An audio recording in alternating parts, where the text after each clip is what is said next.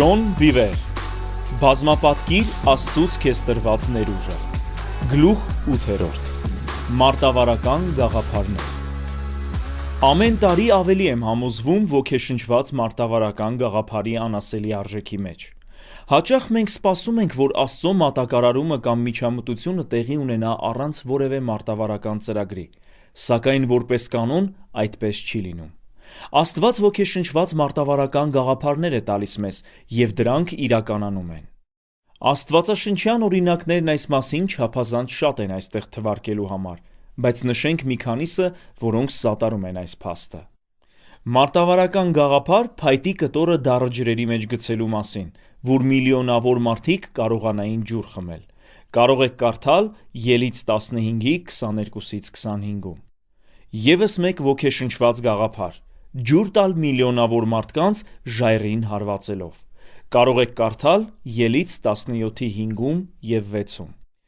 Հաջորդը 6 օր ամուր քաղաքի շուրջը մեկ անգամ լուռ պտույտ տալու մարտավարական գաղափարն է։ Իսկ 7-րդ օրը մեկ այլ մարտավարական գաղափար՝ պտույտ տալ քաղաքի շուրջը 7 անգամ փողեր հնչեցնելով և վերջում մեծ գություն արձակելով։ Այդ ամենի նպատակն էր մուտք գործել այդ քաղաքը և գրավել։ Կարող եք կարդալ Հեսուի 6-րդ գլխում։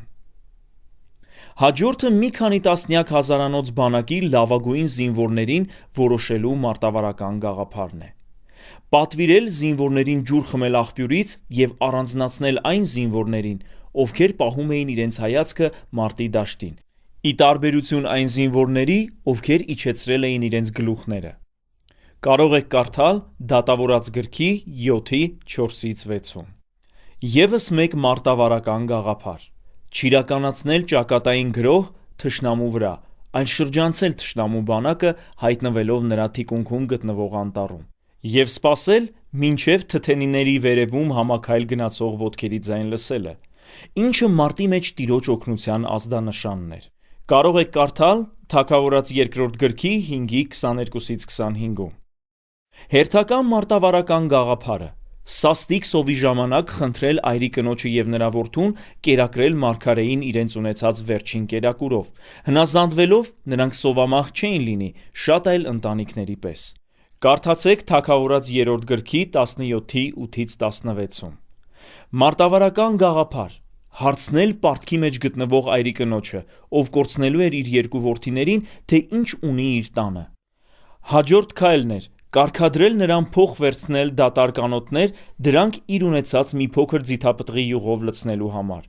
իսկ հետո վաճառել յուղը պարտքը մարելու համար։ Կարդացեք Թագավորաց 4-րդ գրքի 4-ի 1-ից 7-ում։ Մեկ այլ մարտավարական գաղափար՝ ուղարկել հիվանդություն ունեցող զինվորական սպային 7 անգամ ընկղմվելու Հորդանան գետը, ինչի արդյունքում նա կատարելապես բժշկվեց։ Կարդացեք 4-րդ Թագավորաց 5-ի 1-ից 19-ում։ Փառաբանության և երկրպագության թիմը զորքից առաջ ուղարկելու մարտավարական գաղափար, որի արդյունքը բացառիկ հաղթանակն էր։ Կարդացեք Մնացորդաց 2-րդ գրքի 20-ի 21-ից 26-ում։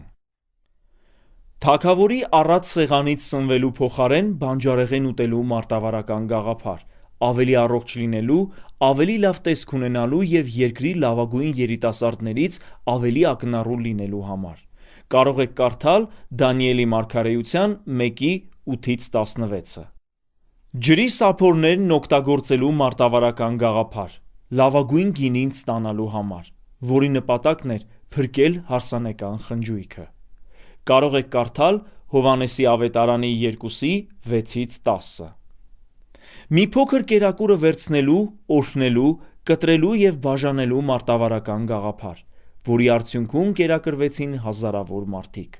Կարդացեք Մատթեոսի ավետարանի 14-ի 13-ից 21-ում։ Գետնին թքելու, ցեխ պատրաստելու և այն կույր մարդու աչքերին քսելու մարտավարական գաղափար։ Հաջորդ քայլն էր պատվիրել այդ կույր մարդուն գնալ և լվացվել տեսողությունը վերականգնելու համար։ Կարդացեք Հովհաննեսի ավետարանի 9-ի 6-ում և 7-ում։ Մարտավարական գաղափար այն մասին, որ եթե մարդիկ ցանկանում էին փրկվել, չպետք է թողնեին խորտակվող նավը։ Այդ մասին գրված է Գործք Առաքելոցի 27-ի 21-ից 44-ում։ Յուրաքանչյուր դեպքում ոգեշնչված գաղափարները հանգեցնում էին աստվածային միջամտության։ Դուք տեսնում եք այն ընդհանրությունը, որը կա բոլոր այս օրինակներում։ Համաձայն այս մարտավարությունների մարդիկ պետք է օգտագործեին այն, ինչ արդեն ունեին։ Նրանք պետք է օգտագործեին իրենց պատկանող որևէ բան կամ պետք է ինչ-որ բան այլ կերպ անեին։ Յուրաքանչյուր դեպքում աստվածային մատակարարումը փաթեթավորված էր սովորականի մեջ։ Այլ կերպ ասած, հրաշք ծնող գլխավոր տարրը կախարդական կերպով չէր հայտնվում։ Աստծո կողմից տրված մարտավարությունների բնույթը հաճախ հետևյալն է. օգտագործել սովորական բաներ անսովոր կերպով, արտասովոր արդյունքներ ստանալու համար։ Այնպես որ ոգեշնչված գաղափար ստանալը անչափ կարևոր է։ Գրված է. իմաստություն ստանալն ամենակարևոր բանն է, որ կարող ես անել։ Առակաց 4:7 Good News թարգմանությունից։ Աստվածային իմաստության ձևերից մեկը մարտավարական գաղափարն է, եւ բարի լուրն այն է, որ Աստված չի ծածկում մեզնից իր իմաստությունը։ Հակոբոս առաքյալը սովորեցնում է մեզ ինչ անել անսովոր դժվարությունների բախվելիս։ Եթե դուք իմաստության մարտավարական գաղափարի կարիք ունեք, խնդրեք մեր առատաձեռն Աստծուն, եւ նա կտա ձեզ այն։ Նա չի հանդիմանի ձեզ խնդրելու համար։ Հակոբոսի 1:5 New Living թարգմանությունից։ Նա հստակ կհայտնի իր իմաստությունը։ Նա չի պահի եւ չի ծածկի այն ձեզնից, քանի որ խոստացել է։ Այնուամենայնիվ կա երկու պայման, որոնք անհրաժեշտ է կատարել ոգեշնչված մարտավարական գաղափար ստանալու համար։ Պարզապես համոզված եղեք, որ դուք խնդրում եք զորացված վստահ հավատքով, առանց կասկածելու, որ կստանաք։ Որովհետև երկմտողը նույն պահին հավատում է եւ հաջորդ պահին կասկածում։ Անվճռական լինելը դարձնում է ձեզ նման բուռն ծովերի, որոնք հողմակոծվում եւ տատանվում են քամուց։ Մի պահ դուք վերևում եք, իսկ հաջորդ պահին ներքևում։ Երբ տատանվող եւ անհաստատ եք, դուք անկայուն եք դառնում։ Կարող եք արդյոք ակնկալել, որ որևէ բան կստանաք Տիրոջից, երբ այդպիսի վիճակում եք։ Հակոբոսի 1:6 The Passion թարգմանությունից։ Մենք պետք է խնդրենք վստահ հավատքով։ Մենք ոչ թե հույս ունենք, որ մարտավարական գաղափար կստանանք, այլ լիովին ակնկալում ենք դա։ Նույնպես պետք է ձգտում ունենանք մեր խնդրանքի համար։ Մենք պետք է հուսահատորեն ցանկանանք այն։ Մեր խնդրանքը չպետք է բխի անտարբեր եւ անփույթ վերաբերմունքից։ Օրինակ, եթե ես ստանամ դա, շատ լավ, եթե ոչ, խնդիր չկա։ Գոյություն ունի հուսահատության եւ անսասան վճռականության զգացում Աստծուց ստանալու համար։ Մարտավարական գաղափարը պարգև է Աստծուց եւ տրվելուն պես դուռ է բացում դեպի արդյունավետության այլ մակարդակ։ Այն բազմապատկման զորություն է տալիս մեզ։ Ոգեշնչված մարտավարական գաղափար։ Անդրադառնամ Բեյրութի իմ հյուրանոցային համարին։ Ես չգնացի այնտեղ լուռ աղոթելու։ Ես պարզապես չէի կարող այդպես աղոթել։ Իմ միտքը փակուղու մեջ էր, չունեի ոչ մի գաղափար, սակայն գիտեի, որ ինձ վստահվել էր այդ կարիքավոր եւ հոգեվոր քաղց ունեցող հովիվներին նյութեր մատակարարելը։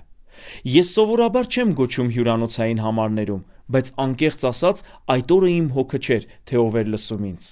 Դա հուսահատ կանչեր մարտավարություն, իմաստություն ստանալու համար, որպեսզի բազմապատկեինք մեր արդյունավետությունը։ Որոշ ժամանակ տևող եռանդուն աղոթքից հետո խաղաղությունը լցրեց իմ սիրտը։ Ես գիտեի, որ իմ խնդրանքը լսվել էր, եւ թեթևություն վերապրելով հավատացի, որ պատասխանը գալու է։ Իմ սրտից գոհություն բարձրացավ, թեև դեռ չէի ստացել այդ մարտավարական գաղափարը կամ ծրագիրը։ Մի քանի օր անց մի միտք ծագեց։ Մենք ծախսում ենք շատ ժամանակ, փող եւ ուժեր, տպագրելով եւ տարածելով այս գրքերը, բայց յուրաքանչյուր առաջնորդ ստանում է միայն մեկ նյութ։ Ինչու չանենք այն, ինչ սկսեցինք անել անգլերենով տարիներ առաջ։ Ինչու այդ առաջնորդների համար հասանելի չդարձնենք նաև ամբողջական դասընթացներ այլ լեզուներով։ Մենք կավելացնենք մեր ընդհանուր արդյունավետությունը։ Սակայն կար մի մեծ խոչընդոտ։ Ինչպես էինք տպագրելու եւ տարածելու այդքան նյութեր։ Նույնիսկ եթե մենք վճարեինք դասընթացի բոլոր նյութերը տպագրելու համար, մեր նպատակային երկրների մեծ մասի տարածողները չէին կարողանա նման ծավալի եւ ծանրության նյութեր տեղափոխել, քանի որ մեր տարածումների մեծ մասը կատարվում է դժվարանցանելի ջունգլիներում, սարերում, անապատներում կամ ջրային ուղիների մոտակայքում։ Այդ տարածքներում հաճախ չկան սալարկված ճանապարհներ։ Բացի այդ, քրիստոնեությանը թշնամաբար տրամադրված երկրներում իշխանությունները հեշտությամբ կգտնեին տարածողներին և կարգրավվեին բոլոր նյութերը։ Անընդմեջ աղոթքից և մտորումներից հետո առաջացավ մեկ այլ գաղափար՝ զետեղել ամբողջական դասընթացը DVD սկավառակի մեջ։ Սակայն հարցեր ծնվեցին. արդյոք տարբեր երկրներում ապրող հովիվները և առաջնորդները օգտվում էին համակարգիչներից։ Եթե այո, արդյոք նրանց համակարգիչներն ունեին DVD սկավառակներ ընթերցելու հնարավորություն։ Եվս մեկ հարց՝ բոլորովին այլ բնույթի։ DVD սկավառակն ուներ բավականաչափ տարողություն ընդգրկելու համար ամբողջական դասընթացի բոլոր նյութերը։ Ես ցանկանում էի իմանալ այս ամենը և առաջինը հարցրի Ռոբին։ Նա քաջատեղյակ էր մեր նպատակային երկրների տեխնիկական հնարավորությունների մասին, քանի որ եղել էր ավելի քան 160 երկրում։ Ես հարցրի նրան. արդյոք աշխարհի գրեթե բոլոր երկրներում ապրող հովիվները և առաջնորդները օգտվում են համակարգիչներից, նույնիսկ եթե նրանք աղքատ են։ Մեծամասնությունը այո, քչերն են, որ չունեն այդ հնարավորությունը։ Նրանց համակարգիչներն ունեն DVD սկավառակներ ընթերցելու հնարավորություն, և եթե այո, որքան նյութեր կարող ենք զետեղել մեկ DVD սկավառակի մեջ։ Ռոբի դեմքը պայծառացավ։ Այո, ունեն, և կարծում եմ մեկ DVD սկավառակի մեջ կարող են զետեղել բավականին շատ նյութեր։ Ես առաջարկեցի ևս մեկ գաղափար։ Կարո՞ղ ենք բարակ պատյանով DVD սկավառակ կցել գրքի ետևի կազմին։ Այո, խանդավառությամբ պատասխանեց նա։ Որքան կարժենա յուրաքանչյուր գրքին մեկական սկավառակ կցելը։ Ռոբը հետաքրքրվեց և պատասխանեց մի քանի օրից։ Ես հրաշալի լուր ունեմ։ Հաշվի առնելով գիրքը տպագրելու և տարածելու միջին արժեքը, DVD սկավառակ կցելը կավելացնի այն ընդամենը 5%-ով։ Ես ոգևորվեցի, սակայն դեռ մի փոքր զուսպ էի, քանի որ չգիտեի, թե որքան նյութ է տեղավորվում մեկ սկավառակի մեջ։ Իսկապես հրաշալի է այն, ասաց Ռոբը, որ մենք կարող ենք զետեղել սկավառակի մեջ ոչ միայն ամբողջական դասընթաց, այլև այդ դասընթացի գրքի աուդիո տարբերակը, 2-3 այլ գիրք, նոր կտակարանը և այդ գրքի PDF ֆայլը։ Եթե զուսպ արտահայտվեմ, մենք շատ ուրախ և ոգևորված էինք։ Այդ քննարկումից ծագեց ևս մեկ մարտավարական գաղափար։ Կրկին, դա կախված էր մեր նպատակային երկրների տեխնիկական հնարավորություններից։ Ես հարցրի. մեր նպատակային երկրների հովիվները և առաջնորդները օգտվում են ինտերնետից։ Գրեթե բոլոր երկրներում այո, պատասխանեց Ռոբը։ Մենք կարող ենք ինտերնետային կայք պատրաստել և տեղադրել մեր բոլոր թարգմանված նյութերը։ Այն կարելի է անվանել քրիստոնեական կայքին ոչ հատուկ կերպով, որպեսզի այն պետությունները, որոնք դեմ են աստվածաշնչյան ուսուցումներին, չարգելափակեն։ Մենք կավելացնենք այդ կայքի հասցեն տարածվող գրքերի առջևի կազմի վրա։ Կառաջարկենք հովիվներին և առաջնորդներին, որ խրախուսեն իրենց եկեղեցիների անդամներին անվճար ներբեռնել բոլոր նյութերն այդ կայքից, որպեսզի եկեղեցիները միասին ուսումնասիրեն դրանք։ Մենք նման էինք քաղցրավենիքի խանութում գտնվող երկու երեխայի։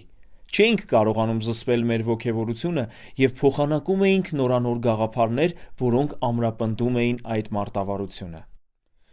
Կատարելով բոլոր անհրաժեշտ ուսումնասիրությունները և հաշվարկները, պարզեցինք, որ կարող ենք մեծ քանակով պատրաստել և տարածել այդ առաջնորդական հավաքածուները, յուրաքանչյուր օրինակը մոտավորապես $4։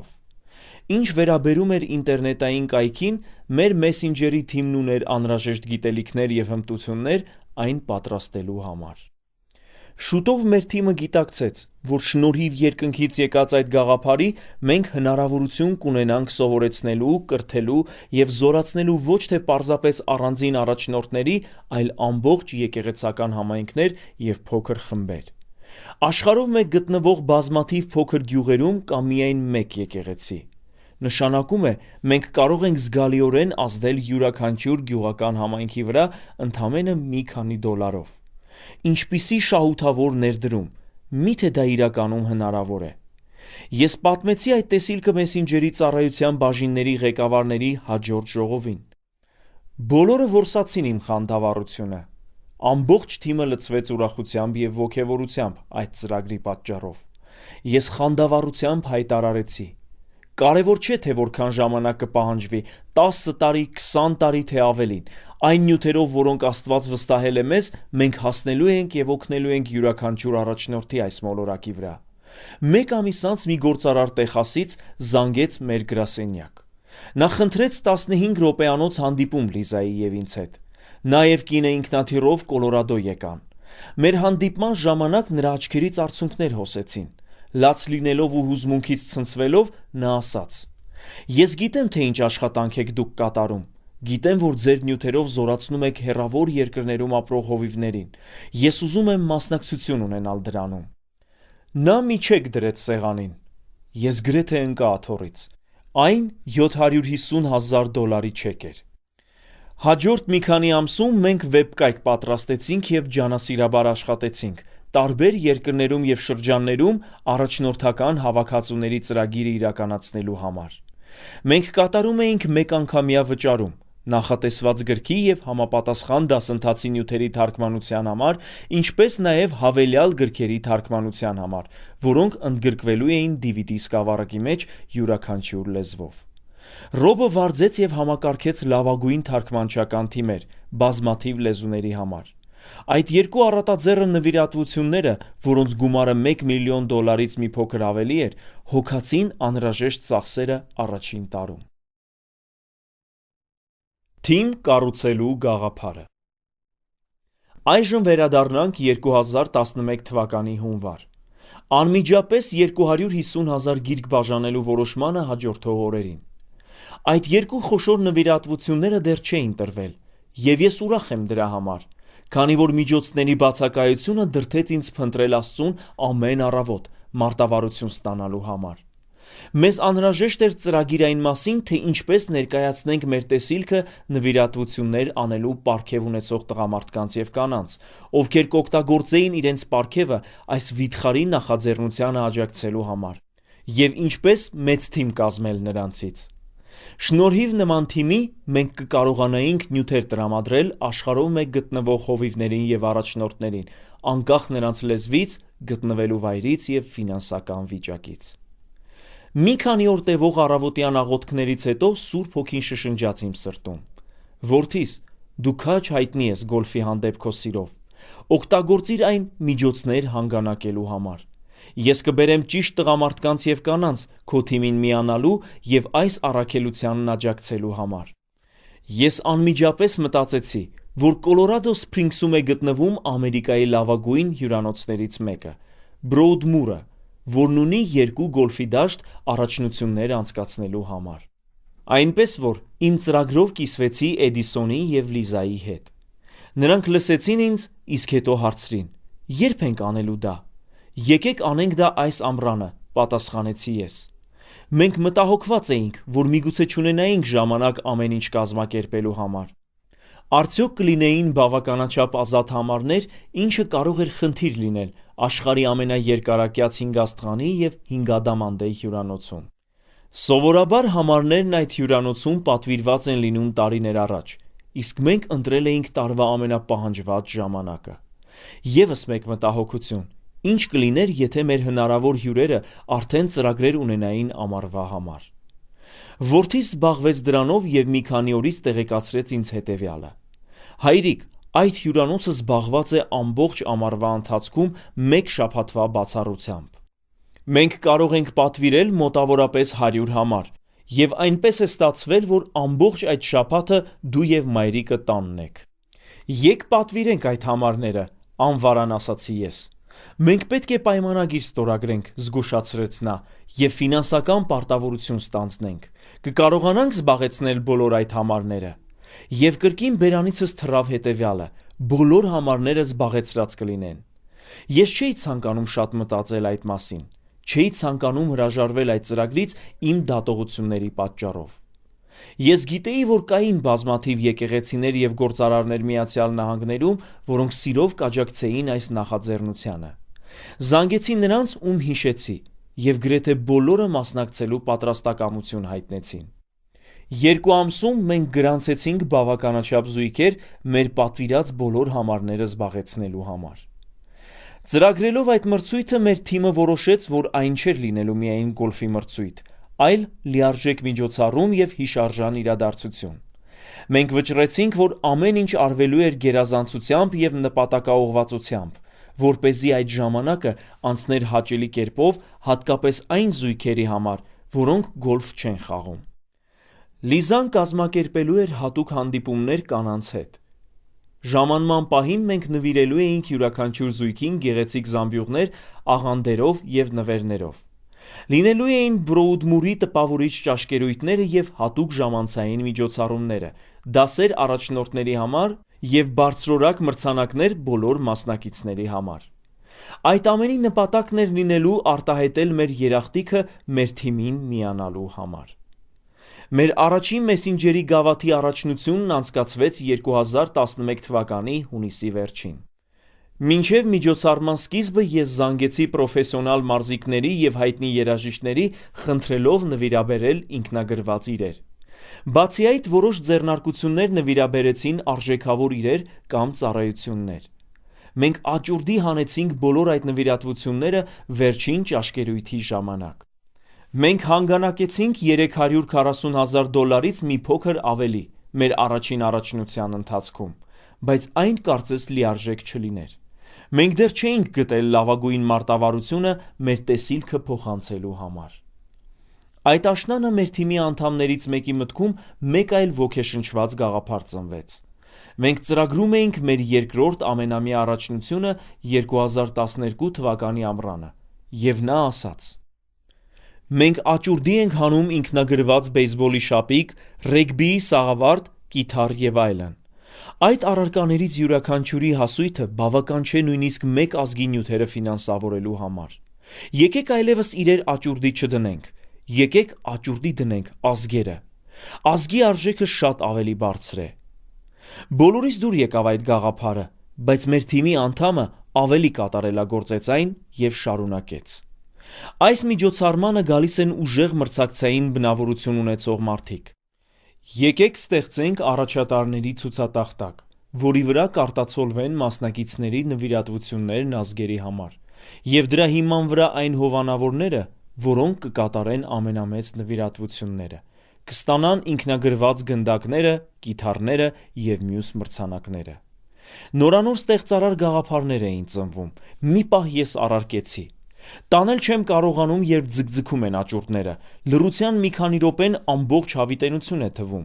Եկեք ժամացույց տեղադրենք, որոշենք կարճ ժամանակահատված, օրինակ 35 րոպե, և ասենք մեր մասնակիցներին, որ ժամանակը սպառվելուն պես աճուրդը ավարտվելու է։ Եվ այն ազգը, որի նախագիծը չի ֆինանսավորվի, այդ տարի նյութեր չի ստանալու։ Դա մեծ հրատապություն կառաջացնի»։ Այժմ թույլ տվեք բացատրել, թե ինչ նկատի ունեմ նախագիծ ասելով։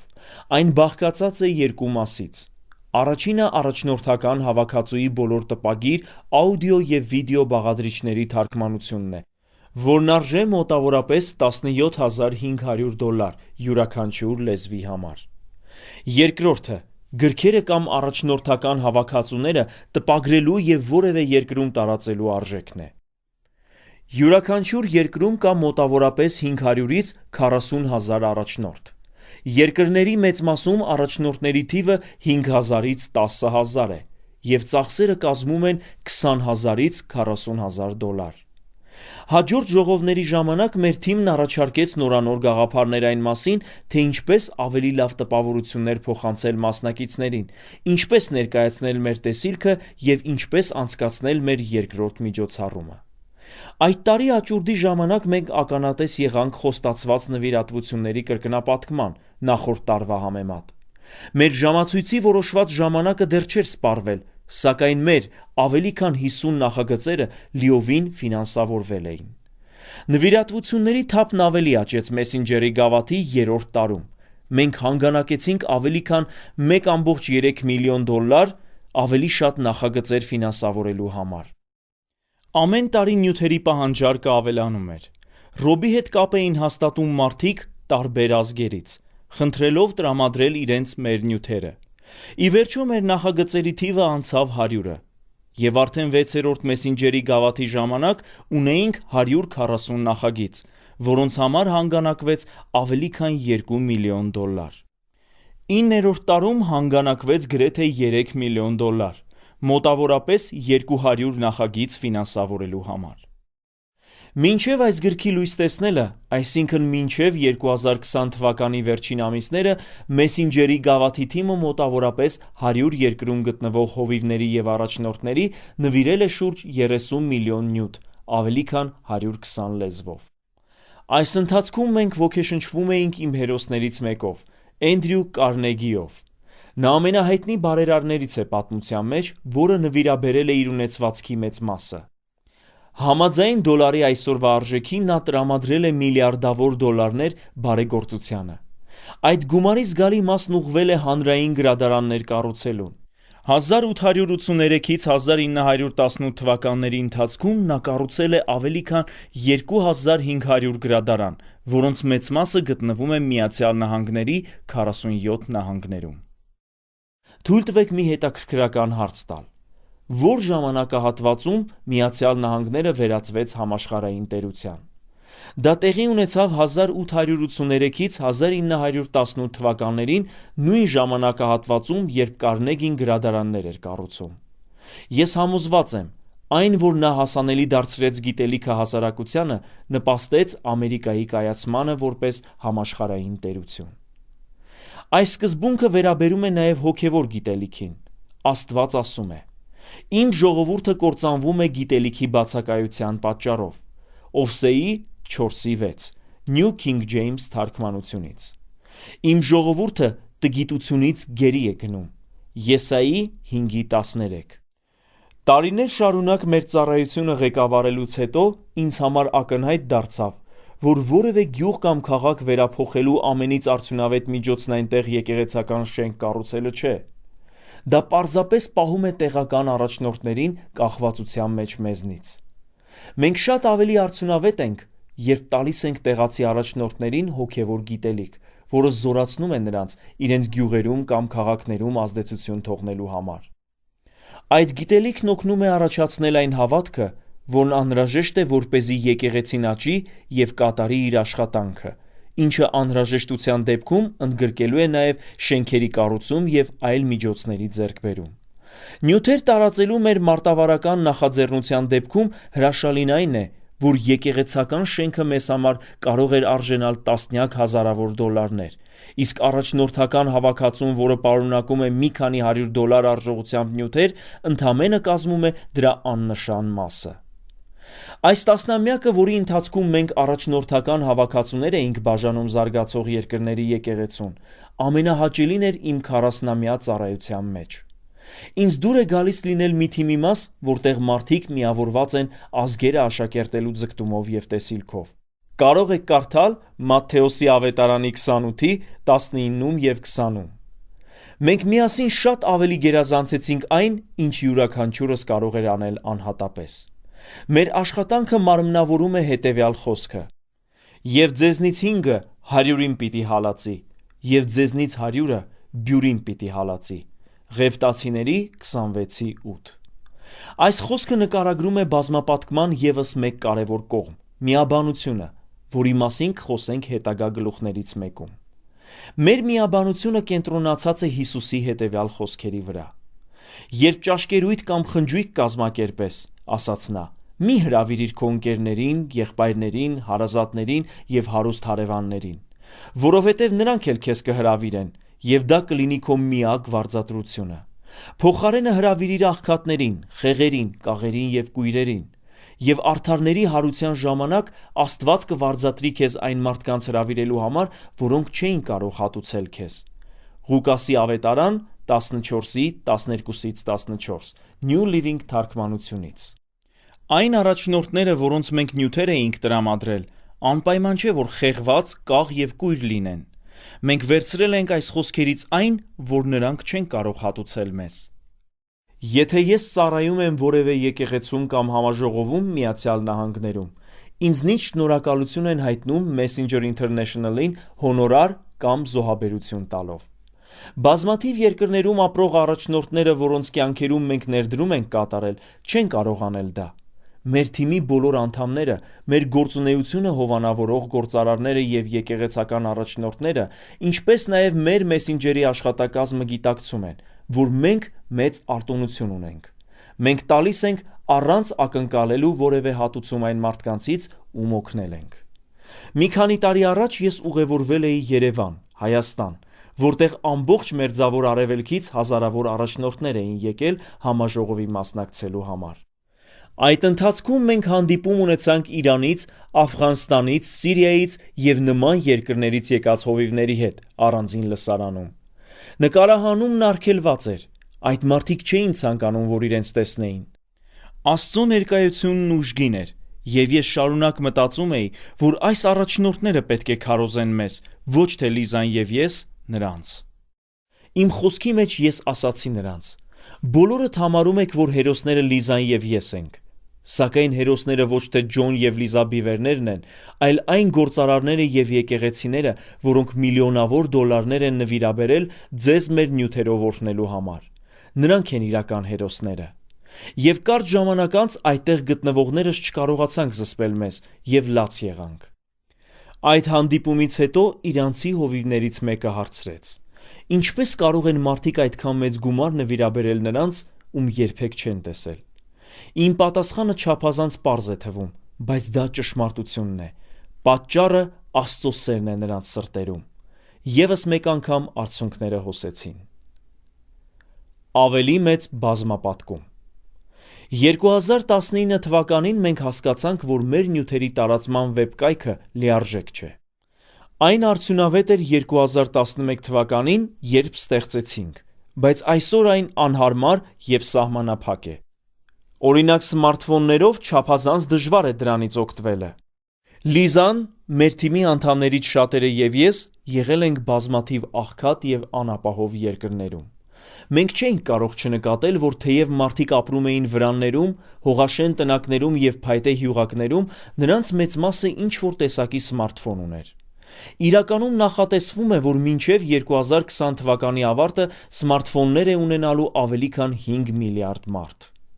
Անթիվ ճանապարհորդություններից հետո ակնհայտ դարձավ, որ շուտով, եթե ոչ արդեն հիմա, առցանց հաղորդակցության միջոցով հնարավոր կլինի հասնել յուրաքանչյուրին այս մոլորակի վրա։ Ինչպես և մյուսները, ես զգացի, որ մենք հերթական հռոմեական ճանապարհի պատմական ժամանակաշրջանում ենք։ Թույլ տվեք կարճ բացատրել։ Սուրբ Գիրքը հայտարարում է. բայց երբ որ ժամանակի լրումը եկավ, Աստված ուղարկեց իր որդուն։ Գաղատացիների 4:4։ Ժամանակի լրումը վերաբերում է շատ բաների։ Ժամանակի լրման կարևոր ցուցանիշներից մեկն այն է, որ ավետարանը կհասնի ամբողջ հայտնի աշխարհին։ Մեր թվարկությունից առաջ 312 թվականից հռոմեացիները սկսեցին զարգացնել ցամաքային ճանապարհների և ծովային ուղիների ցանցեր, որոնք ծածկեցին այդ ժամանակվա ամբողջ հայտնի աշխարհը։ Այն ժամանակ, երբ Հիսուսն ասաց գնացեք աշխարհով մեկ, այդ ճանապարհները լավ զարգացած էին, ինչը թույլ տվեց արագորեն տարածել Աստծո խոսքը ամբողջ հայտնի աշխարհում։ Ես հավատում եմ, որ կրկին մոտենում է ժամանակի լրումը, Հիսուսի երկրորդ գալուստի ճանապարհը պատրաստելու համար։ Ինտերնետը մեր օրերի հռոմեական ճանապարհն է։ Մենք ունենք կարողություն տարածելու Աստծո խոսքը ամբողջ աշխարհում, բոլոր ազգերն աշակերտելու համար։ Գիտակցելով սա, մեր թիմը կրկին սկսեց աղոթել, երազել և մարտավարություն կառուցել։ Ամիսներ տևող ուսումնասիրություններից հետո մենք սկսեցինք մի նախագիծ ԱՄՆ-ում գտնվող հավելվածներ և վեբ կայքեր պատրաստող լավագույն ընկերություններից մեկի հետ։ Մենք ստեղծեցինք աշակերտության համար նախատեսված հարթակ, որն արագագործ և բազմաֆունկցիոնալ է, և որից կարելի է հեշտորեն օգտվել թե iPhone և Android սմարթֆոններով, թե պլանշետներով և համակարգիչներով։ Մեր նպատակն էր ստեղծել լավագույն հարթակը, որը հնարավոր է մերօրյա տեխնոլոգիաներով։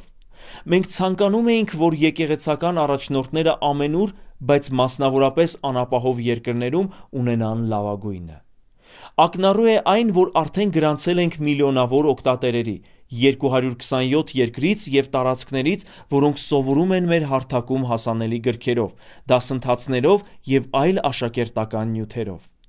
Մնացել է ազդեցություն ունենանք միայն հաշված ազգերի մեջ, բոլոր ազգերին հասնելու համար։ Որոշ ժամանակ անց մենք սկսեցինք մտածել բազմապատկման լրացուցիչ միջոցների մասին։ Մեր հարթակի արդյունավետությունը բարձրացնելու եւ ընդլայնելու համար որոշեցինք հրավիրել այլ ակնառու ուսուցիչների, իրենց եզակի եւ վերափոխող ուղերձներով։ Այժմ առաջնորդներն աշխարհով մեկ կարող են օգտագործել իրենց համակարգիչները, պլանշետները կամ հեռախոսները, որպեսզի սովորեն եւ անհատապես եւ փոքր խմբերում կամ եկեղեցիներում։ Այս քայլը ոչ միայն կբազմապատկի մեր հարթակի արդյունավետությունը, այլև մեր ուսմունքները կդարձնի ավելի մնայուն, քան տպագրված գիրքը եւ կհասնի գալիք սերունդներին։ Ինչ կլիներ, եթե Լիզան եւ ես որոշեինք չգրել։ Կամ ինչ կլիներ, եթե մենք բավարարվեինք հանրաճանաչ հեղինակներ լինելով եւ չսկսեինք դասընթացներ պատրաստել։ Ինչ կլիներ, եթե մեր թիմը բավական համարեր միայն անգլախոս աշխարհում անհատներին եւ եկեղեցիներին հասնելը։ Ինչ կլիներ, եթե մեր աշխատակազմը չցանկանար ներդնել իր ուժերը Բրոուդմուրում ամբողջ Միացյալ Նահանգներից թիմ հավաքելու համար։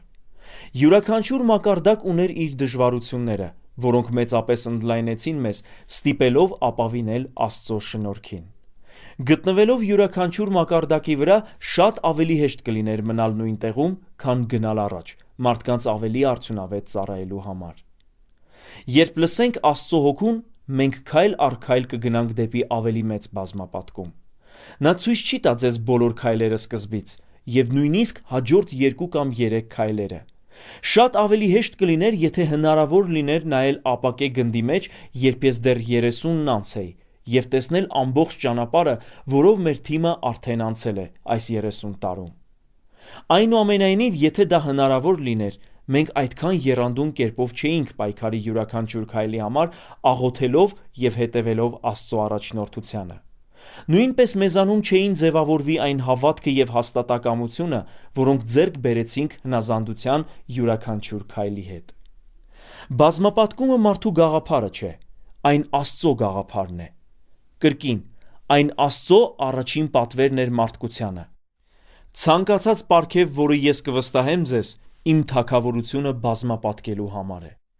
Ծննդոց 1:22 եւ Մատթեոսի ավետարան 25:14-29 հեղինակի շրջասությունը։